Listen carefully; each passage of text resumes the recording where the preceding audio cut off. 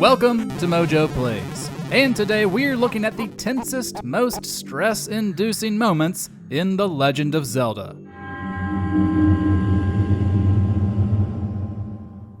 But before we dive into it, we publish new content all week long, so be sure to subscribe and ring the bell to get notified about our latest videos. Being spotted by a ReDead.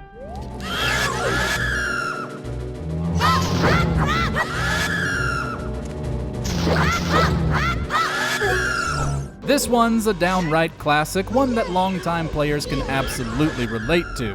Introduced in Ocarina of Time, ReDeads are essentially zombies with the very aggravating ability to freeze Link in place with their horrifying shriek. For a few moments, there's nothing you can do but watch as they slowly lumber towards you. And should they reach you before Link snaps out of it, they'll grab hold and start chomping on his head.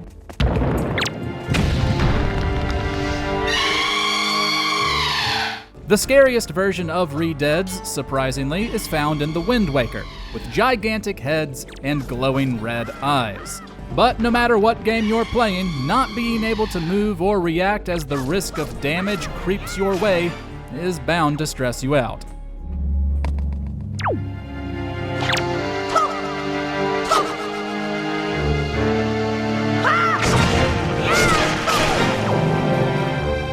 Chased by Phantoms. The Legend of Zelda, Phantom Hourglass, and Spirit Tracks.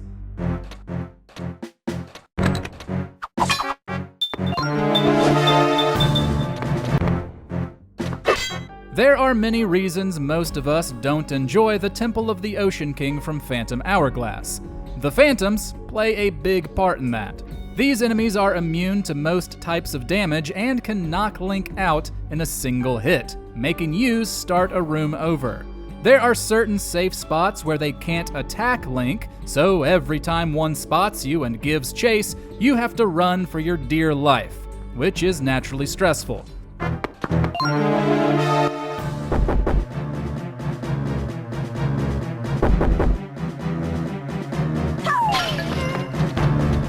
Worse, if they hit you, they steal some of your precious time from the hourglass, which is keeping you alive while you're inside. Thankfully, there is no hourglass mechanic in Spirit Tracks. Still, getting chased by a phantom with no way to defend yourself is harrowing.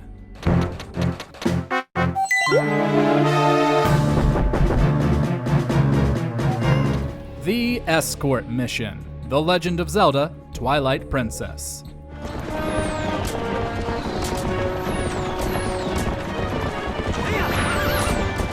After Link reconnects with a temporarily amnesiac Ilia and meets Resistance leader Telma, he volunteers to escort them and a sick Zora prince to Kakariko Village. Now, escort missions have come a long way in video games, but this is one of the worst parts of Twilight Princess due to how aggravating it can be. Because, of course, it isn't a simple ride through Hyrule Field.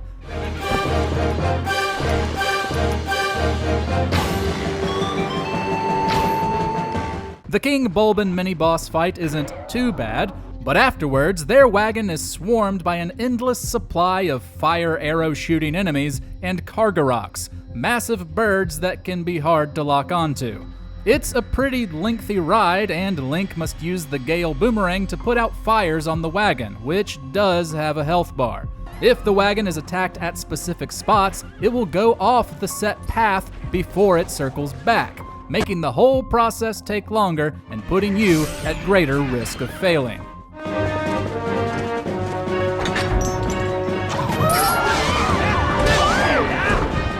Running out of time. The Legend of Zelda, Majora's Mask.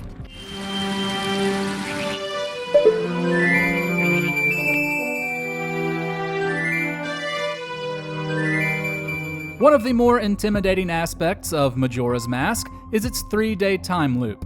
Normally, I'd say it isn't that bad. You gain the ability to slow down time early on, and so long as you take certain precautions, like only starting dungeons at the beginning of a loop, you'll probably be safe from running out of time and losing progress. However, I've also played this game dozens of times, and I can still remember what it was like being in a dungeon or in the middle of a quest as the clock ticked down on the final day, and feeling the tension set in as I was lost on what to do.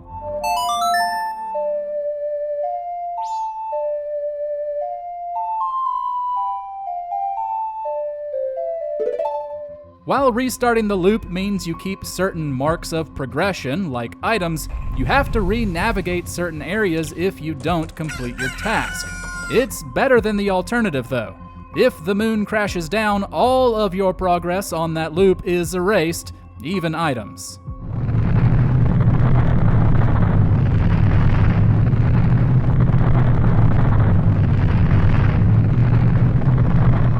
Your first Guardian Stalker, The Legend of Zelda: Breath of the Wild.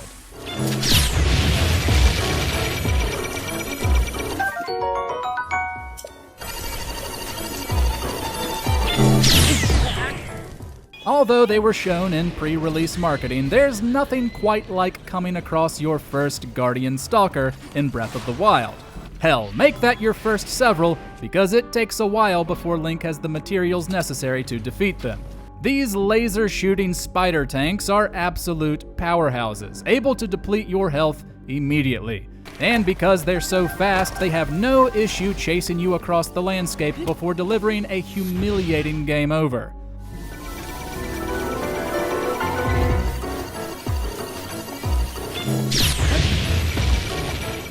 Naturally, they're accompanied by some of the most stressful music in the series as well, and God forbid you come across a pair of them early on. You may as well just warp to safety then and there.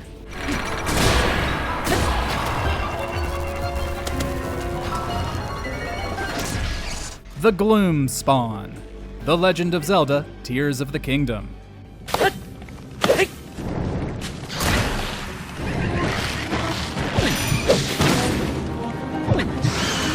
While the Guardian Stalkers were shown in the trailers, these groups of nightmarish hands in Tears of the Kingdom were not. We all shared the same "oh dear God" feeling during our first encounter with them, watching them swiftly glide across the ground towards us before grabbing hold of Link and sucking the life from him. Once they have hold of you, it's incredibly hard to break free, and as you watch Link's health disappear, it's hard not to get stressed.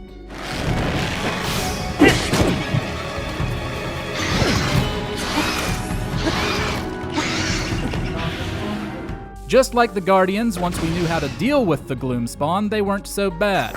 Still, I'm sure we were all discouraged to learn after killing them for the first time that they spawn a Phantom Ganon, a nasty little surprise and source for more stress.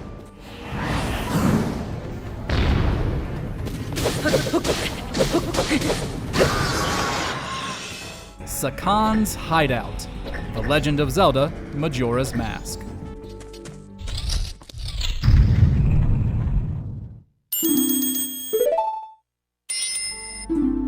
Anju and Cafe's side quest is one of the most rewarding in the entire series, but it can also make you incredibly anxious since, due to the aforementioned time loop, if you miss an important moment, you have to start the whole thing over.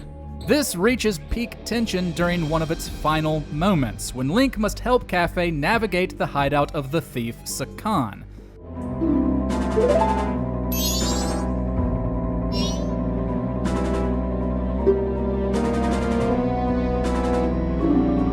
This happens late on the third day, so there's already some stress there. Cafe's mask is placed on a conveyor belt leading to a hole, and the duo works through different rooms to reach the end before it falls. Where Link faces enemies, Cafe pushes blocks onto switches to open doors. However, yellow switches slow down the conveyor belt, and red ones speed it up. Obviously, this place is built to stress you out, and failing means Cafe is trapped and the quest line is doomed.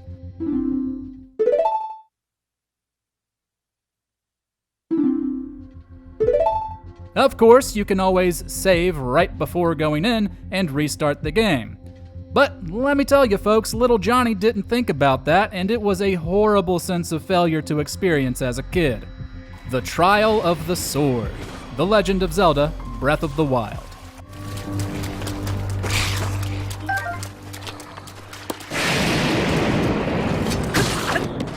There have been several combat trials across the series, but none of them have been as challenging or stressful as the Trial of the Sword. Added in Breath of the Wild's DLC, it tasks you with making it through 3 groups of combat encounters, each ranging in difficulty and number of rooms. The only thing is, Link only has access to his Sheikah Slate and however many hearts you've gained. No champion abilities, no armor, no food, and no weapons, though you will collect things as you go.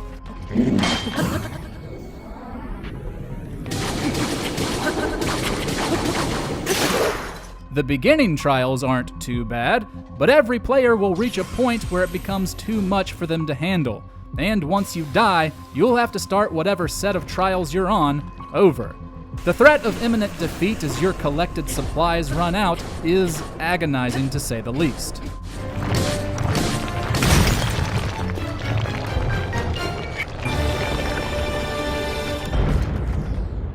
Getting a game over. Zelda 2: The Adventure of Link.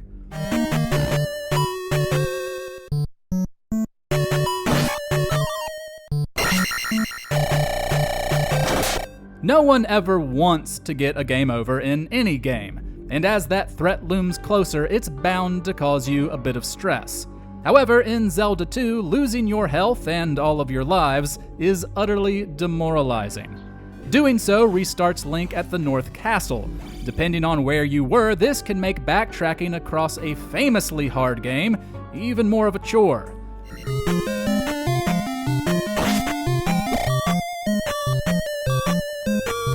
The exception is if you get a game over in the final level, the Great Palace, which just places you at its entrance. However, the bigger issue is that it also resets your experience bar to 0, forcing you to refill it. So, being surrounded by enemies on your last life obviously causes some emotional strain. It's even worse in the Japanese version, which lowers 2 of Link's 3 stats to the level of his lowest one. Ugh.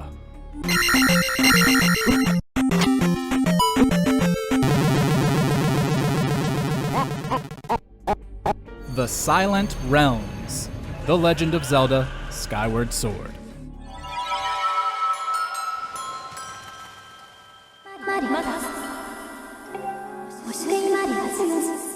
There's something special about the stress caused by the Silent Realms in Skyward Sword, and by special, I mean absolutely hellish.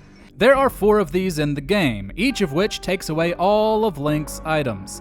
He must collect 15 sacred tears scattered around each area before he's allowed to leave. But if he's spotted by a watcher's lantern, dips even a toe into waking water, or runs out of time between collecting another tear, the realm's guardians awake.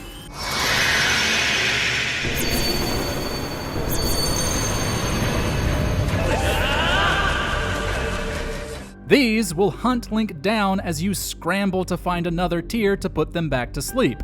But if they hit you before you do, the whole thing starts over. Everyone who has played Skyward Sword has been scarred by the Silent Realms. They more than serve their purpose, though. There's nothing more anxiety-inducing than being chased by these behemoths as you desperately search for salvation.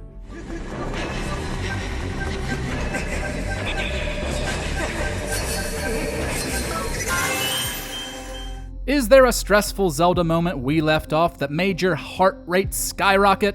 Well, take a deep breath and let us know about it in the comments. And if you haven't already, be sure to subscribe to MojoPlays for more great gaming videos every day.